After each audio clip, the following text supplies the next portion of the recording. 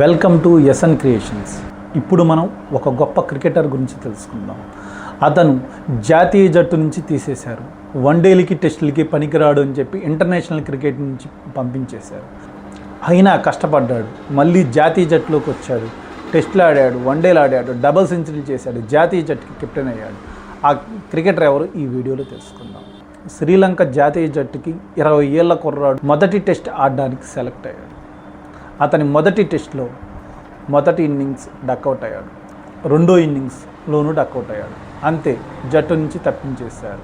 అతను మాత్రం ఇంతకే ఆగిపోవాలా అంటూ ప్రాక్టీస్ చేశాడు. ఫస్ట్ క్లాస్ క్రికెట్ ఆడాడు. ఫస్ట్ క్లాస్లో ఎన్నో పరుగులు చేసిన తర్వాత అతనికి 21 నెలల తర్వాత మళ్ళీ అవకాశం వచ్చింది. రెండో టెస్ట్ ఆడాడు. రెండో టెస్ట్ మొదటి ఇన్నింగ్స్లో మళ్ళీ డక్అవుట్. రెండో ఇన్నింగ్స్ ఆడాడు, కేవలం 1 పరుగు మాత్రమే చేశాడు. అంతే, ఈసారి జాతీయ జట్టు నుంచి మళ్ళీ తీసేశారు.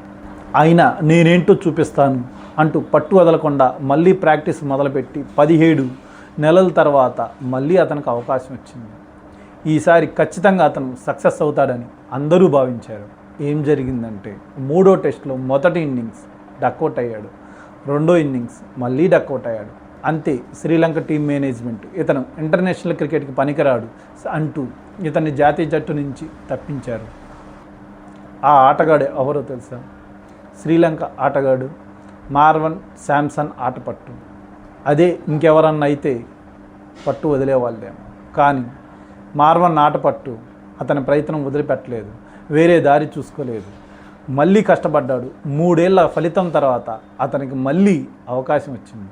ఈసారి అతను ప్రయత్నం ఓడిపోలేదు, అతను అదరగొట్టాడు. ఎంతగా అదరగొట్టాడు అంటే 90 టెస్టుల్లో శ్రీలంకకి ప్రాతినిధ్యం వహించాడు.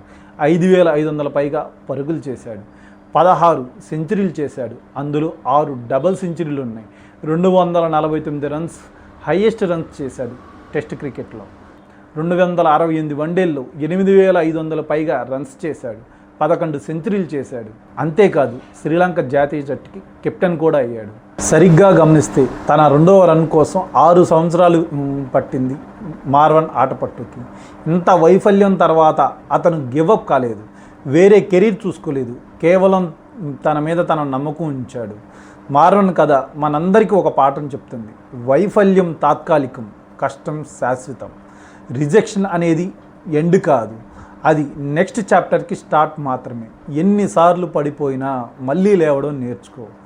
ఎప్పుడూ కష్టాన్ని వదిలిపెట్టకండి, మీ మీద నమ్మకం మీరు ఉంచండి. ఇంకా చెప్పాలంటే, మార్వన్ ఆటపట్టు పడిపోయాడు, కానీ ప్రతిసారి మరింత బలంగా లేచాడు. Thanks for watching this video.